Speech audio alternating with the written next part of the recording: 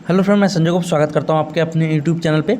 Friend, आज की इस वीडियो में हम बात करेंगे कि एलपी और टेक्नीशियन का जो नेक्स्ट एग्ज़ाम आने वाला, नेक्स्ट वैकेंसी 2023 का आने वाला, उसमें क्या सिलेबस रहेगा। सिलेबस जो है पहले जैसा ही रहेगा कि कुछ उसमें चेंज रहेगा, ठीक है। क्योंकि काफ़ी ज़्यादा स्टूडेंट का जो है कमेंट आ रहा था कि नेक्स्ट वैकेंसी जो आएगा कब आएगा और उसमें जो है सिलेबस क्या रहेगा, पहले का जैसे ही सिलेबस रहेगा, या जो बहुत से ऐसे स्टूडेंट हैं जो अभी अभी तैयारी जो है शुरू किए हैं, अभी आईटीआई जो है जस्ट वो पास किए हैं या अपना जो डिप्लोमा है पास किए हैं, ठीक है। तो उनको जो है सिलेबस का उतना जानकारी नहीं है, या है भी तो जो है डाउट होगा। तो इस वीडियो में आपका जो है सारा क्लियर हो जाएगा।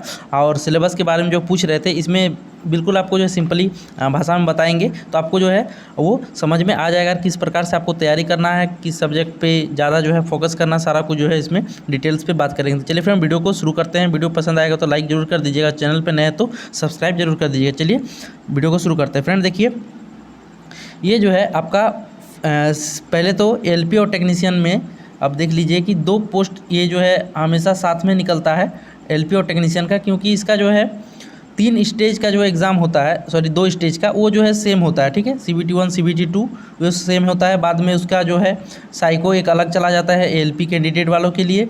बाकी फिर मेडिकल और डॉक्यूमेंट वेरिफिकेशन, इसके बाद ज्वाइनिंग, सारा प्रोसेस वही है।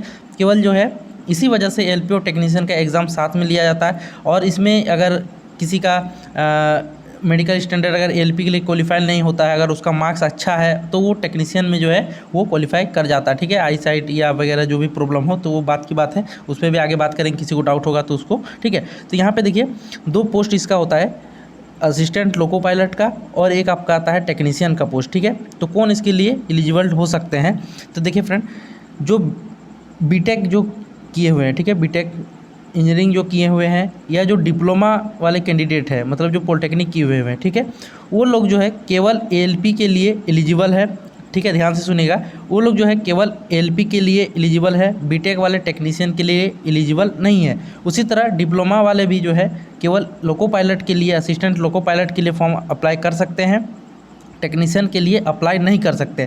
बट इसमें 2 कंडीशन है। इसमें एक पोस्ट है टेक्नीशियन का, एक आपका है SNT, signal and telecommunication department का पोस्ट है, और एक सिग्नल का डिपार्टमेंट है। मतलब 2 पोस्ट है इसमें, 2 पोस्ट का नाम है, जिसमें वैकेंसी जो भी हो आता है उसमें, ठीक है।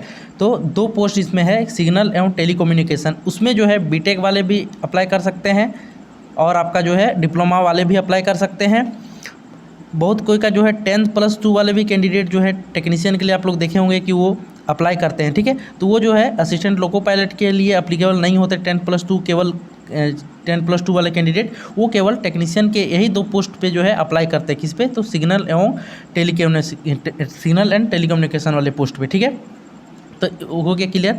बात करते हैं कि अब जो है लोको पायलट और टेक्नीशियन में कौन जो है दोनों पोस्ट को भर सकता है। तो फ्रेंड, अगर आपने 10th+ ITI किया है या 12th+ ITI किया है, जो भी आपने किया है, ठीक है, आप लोको पायलट के लिए भी फॉर्म डाल सकते हैं, और आप टेक्नीशियन के लिए भी जो है फॉर्म डाल सकते हैं। मतलब सिंपली भाषा में, अगर आप ITI किए हैं तो आप लोको पायलट के लिए भी एलिजिबल हैं, और टेक्नीशियन पोस्ट के लिए भी जो है आप एलिजिबल है, ठीक है। क्वालिफाई अगर आप कीजिएगा तो आप जिसको पहला प्रेफरेंस दीजिएगा, अगर उस हिसाब से आपका जो है मार्क्स ठीक ठाक रहा, आपका मेडिकल स्टैंडर्ड आप उसको क्वालिफाई कर रहे हैं, जो मेडिकल स्टैंडर्ड आपको मांगा गया है, तो आपको जो है वो पोस्ट आपको मिल जाएगा, ठीक है। अब बात करें कि इसमें एग्ज़ाम पैटर्न क्या क्या है। तो देखिए, इसमें एग्ज़ाम आपका क्या होता है, आपका पहले जो होता है वो CBT 1 होता है, जो सभी के लिए कॉमन है, एलपी हो या टेक्नीशियन हो, दोनों के लिए। फिर आता है आपका CBT 2। CBT 2 में क्या है, इसमें भी जो है एलपी टेक्नीशियन दोनों जो है आपको देना पड़ेगा, ठीक है, दोनों को देना होता है। अब CBT 2 में 2 पार्ट होता है, एक होता है पार्ट ए और एक होता है पार्ट बी, ठीक है। दोनों पार्ट आपका देना होता है। पार्ट CBT 1 में जो है आपका जो सिलेबस है यहाँ पे आपको दिख रहा होगा, ठीक है। CBT 1 में सिलेबस रहता है, CBT 2 में भी सिलेबस सेम रहता है पार्ट ए का। बट जो पार्ट ए में एक चीज़ इसमें ऐड किया हुआ रहता है, और पार्ट बी में जो है आपका क्या पूछा जाता है CBT 2 में, जो आपका ट्रेड पेपर है, मतलब कि जो ITI फिटर ट्रेड से किए हैं, तो ये पार्ट बी में जो आता है CBT 2 का, पार्ट बी में जो सिलेबस रहता है वो आपका ट्रेड पेपर से रहेगा। अगर आप इलेक्ट्रीशियन ट्रेड है तो इलेक्ट्रीशियन का क्वेश्चन आपको पूछा जाएगा, फिटर है तो फिटर का क्वेश्चन आपको जो वो पूछा जाता है इसमें, ठीक है। तो चलिए देखते हैं इसमें सिलेबस किस प्रकार से होता है। तो RRB ALP, ठीक है, CBT 1 का सिलेबस इसमें लिखा गया है। तो इसमें मैथमेटिक्स पूछा जाता है 20 नंबर का, प्रत्येक क्वेश्चन का 1-1 नंबर होता है, तो 20 मार्क्स का ये आपका क्वेश्चन हो गया मैथमेटिक्स का। जनरल इंटेलिजेंस एंड रीजनिंग तो यहाँ पे रीजनिंग आपका जो है 25 क्वेश्चन रहता है 25 नंबर के लिए। इसके बाद आता है आपका जनरल साइंस, जिसमें याद रखिए फ्रेंड, ये जो CBT 1 का जो जनरल साइंस है इसमें आपका फिजिक्स, केमिस्ट्री, बायोलॉजी, ये तीनों से इसमें जो है क्वेश्चन रहता है। लाइफ साइंस जो भी हो, इसे तीनों से क्वेश्चन रहता है। कितना क्वेश्चन रहता है? 20 क्वेश्चन रहता है, ठीक है। बात करें general awareness on current affair, तो करंट जनरल अवेयरनेस पे जो करंट अफेयर्स रहता है, करंट अफेयर्स, उसको 10 क्वेश्चन इसमें पूछा जाता है। कभी कभी 8 भी पूछ सकता है, 12 भी पूछता है, तो वो कोई ये नहीं है, बट इसमें 10 का उसमें सिलेबस में दिया रहता है कि 10 क्वेश्चन जो है इससे पूछा जाता है। तो टोटल यहाँ पे 75 आपको जो है इसमें पूछा जाएगा। और ये CBT 1 का जो है ये आपका इसमें जितना ज़्यादा आप स्कोर कीजिएगा उस हिसाब से आपका जो है वो रैंक बैठेगा, क्योंकि ये मार्क्स जो है ऐड किया जाता है, ठीक है। क्वालिफाइंग पेपर ये नहीं है, ये जो है मार्क्स जितना लाइएगा उतना आपको अच्छा रहेगा, ठीक है। आगे इसमें बात करें कितना मिनट के लिए रहता है, तो ये 60 मिनट, 1 घंटा आपको जो है इसमें टाइम दिया जाता है, ठीक है। चलिए आगे देखते हैं। देखिए ये CBT 2 का जो है पार्ट बी है। अब आते हैं CBT 2 में, तो CBT 2 में पार्ट ए है ये, ठीक है। कितना है? पार्ट ए है CBT 2 का पार्ट ए। ये general awareness on current affairs, इसमें 10 क्वेश्चन पूछा जाएगा। जनरल इंटेलिजेंस एंड रीजनिंग में कितना क्वेश्चन पूछा जाएगा? 25 क्वेश्चन पूछा जाएगा। मैथ से आपको जो है 25 क्वेश्चन पूछा जाएगा। जो CBT 1 का सिलेबस में जो मैथ रहेगा वही पूछा जाएगा, अलग इसमें कुछ भी नहीं है। एक इसमें केवल एक्स्ट्रा एड है, क्या है? Basic science and engineering drawing. तो ये इंजीनियरिंग यहाँ पे लिखा है, इसमें ड्राइंग भी होगा, ठीक है। इंजीनियरिंग ड्राइंग, तो जो ITI कैंडिडेट है उनको ये पता होगा कि इंजीनियरिंग ड्राइंग क्या होता है, ठीक है। बेसिक साइंस क्या होता है और इंजीनियरिंग ड्राइंग क्या है। तो बेसिक साइंस तो फ्रेंड इसमें केवल आपका जो पढ़ते हैं बायोलॉजी, फिजिक्स, केमिस्ट्री, वो नहीं होता। बेसिक साइंस में बिल्कुल अलग है ये, जो हम लोग साइंस पढ़ते हैं। जो CBT 1 का जो साइंस आप देखें यहाँ पे देख लीजिए, जो CBT 1 का जो ये साइंस है आपका जनरल साइंस, वो उससे ये बिल्कुल अलग है, ठीक है। ये जो है बेसिक साइंस है, वो जनरल साइंस जो है उससे बिल्कुल अलग है। तो जनरल अवेयरनेस में आपका 10 क्वेश्चन रहेगा, रीजनिंग से आपका 25 रहेगा CBT 2 में, मैथ से आपका 25 रहेगा, और basic science and engineering drawing से 40 क्वेश्चन आपको जो है इसमें पूछा जाएगा। तो बेसिक साइंस में क्या होता है तो वो मैं आपको नेक्स्ट वीडियो में बताऊंगा, क्या क्या बेसिक साइंस में रहता है। इंजीनियरिंग ड्राइंग में आपको क्या क्या सिलेबस रहता है, क्या क्वेश्चन किस तरह से आता है। तो इसमें जो कैंडिडेट ITI किए होंगे वो लोग देखेंगे, उनका जो है एक वोकेशनल इंजीनियरिंग एंड मैथमेटिक्स बोल के जो है एक उनका किताब आता था, ठीक है। तो उसमें जो साइंस आपका लिखा गया है वही आपका बेसिक साइंस है, और वही चीज़ आपको जो है ये 40 नंबर इसमें पूछा जाता है। प्लस इसमें इंजीनियरिंग ड्राइंग, बेसिक साइंस और इंजीनियरिंग ड्राइंग मिला के 40 नंबर का आपको जो है वो 40 क्वेश्चन आपको पूछा जाता है। टाइम आपको इसमें 90 मिनट का, 1.5 घंटे का टाइम आपको दिया जाता है, ठीक है। इंजीनियरिंग ड्राइंग में बहुत कुछ आता है, आपको ड्राइंग शीट का साइज पूछ सकता है, जिसमें आपका प्रोजेक्शन पूछता है, बहुत तरह, first angle view, third angle view. जो ITI कैंडिडेट अभी कर रहे हैं या कर चुके हैं उनको अच्छे से पता होगा कि इंजीनियरिंग ड्राइंग में कितने तरह का जो है चीज़ क्वेश्चन पूछा जाता है। पेंसिल का मोटाई से लेके कौन सा pencil, 2H pencil, 2B pencil किस में यूज होता है, सारा कुछ जो है क्वेश्चन इससे आता है, ठीक है। आगे बात करें CBT 2 का ही पार्ट बी में क्या आता है, ठीक है। तो CBT 2 का पार्ट बी में क्वेश्चन आता है relevant trade and relevant practical knowledge. तो relevant trade and practical knowledge, तो इसमें क्या आता है, तो मैंने आपको बताया कि जो आप ट्रेड आप सिलेक्ट कीजिएगा, जैसे जो फिटर ट्रेड है तो वो ट्रेड में फिटर लिखेगा, तो फिटर ट्रेड के कैंडिडेट का यहाँ फिटर से क्वेश्चन पूछा जाएगा। जो इलेक्ट्रीशियन है वो इलेक्ट्रीशियन से चूज़ करेंगे। कितना क्वेश्चन पूछा जाएगा? 75 क्वेश्चन जो है वो पूछा जाएगा। टाइम आपको जो है वो 60 मिनट यहाँ पे मिलेगा, ठीक है। अब बात करते हैं पार्ट ए में जो आपका मैथ और क्या क्या है, ठीक है। तो देखिए फ्रेंड, ये जो CBT 2 में जो आपका क्वेश्चन पूछा जाएगा, मैथ जो है आप CBT 1 में जो मैथ पढ़िएगा वही रहेगा, नंबर सिस्टम रहेगा, बदमाश रहेगा, डेसिमल का रहेगा, फ्रिक्शन से क्वेश्चन रहेगा, LCM रहेगा, SCF, रेशियो, प्रोपोर्शन रहेगा, परसेंटेज से रहेगा। मतलब कि जो आप तैयारी करने के लिए कंपटीशन में जो मैथ पढ़ते वो सारा मैथ रहेगा। रीजनिंग का बात करें तो सारा रीजनिंग जो है वो आपका सेम रहेगा। फिर आता है आपका ये पार्ट बी का है, तो basic science and engineering drawing, ठीक है।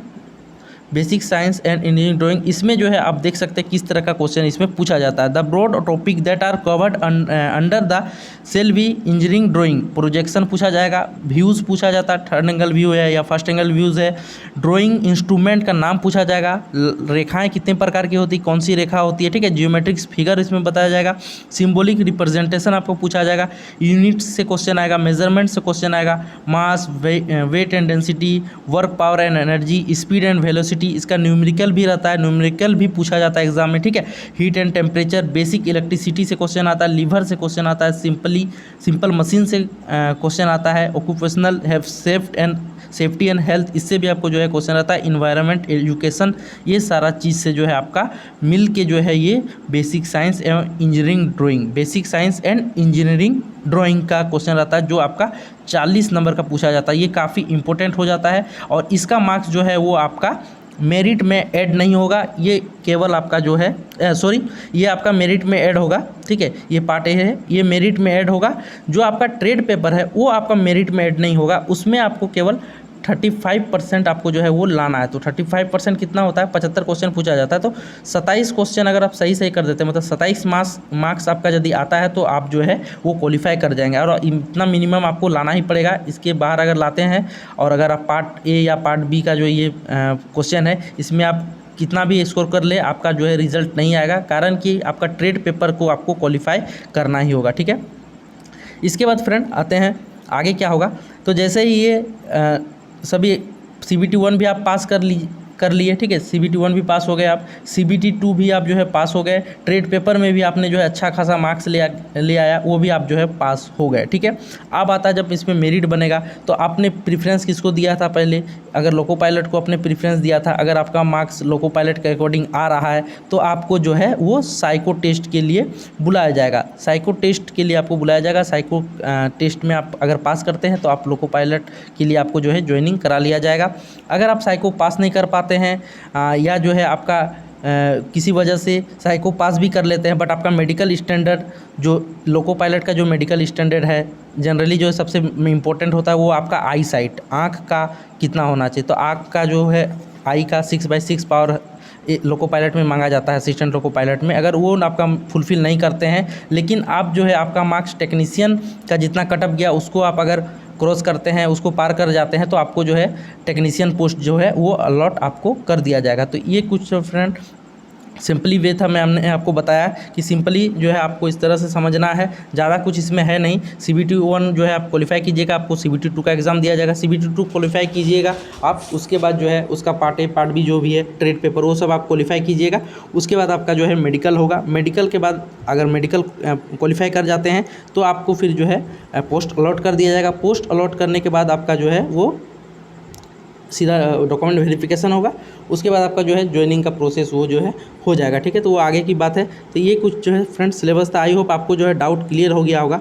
फिर भी किसी को कुछ डाउट रहे तो फ्रेंड ज़रूर पूछ लीजिएगा। डिस्क्रिप्शन में फ्रेंड इंस्टा का भी आईडी है, फेसबुक का भी आईडी है, आप वहाँ पर मैसेज कर सकते हैं या कमेंट भी जो है करके आप पूछ सकते हैं। तो फ्रेंड आई होप आपको जो है वीडियो अच्छा लगा। वीडियो अच्छा लगे तो फ्रेंड शेयर कर दीजिएगा, लाइक कर दीजिएगा और चैनल पे नए तो चैनल को सब्सक्राइब जरूर कर दीजिए। चलिए फ्रेंड मिलते हैं नेक्स्ट वीडियो में नए अपडेट के साथ, तब तक के लिए जय हिंद।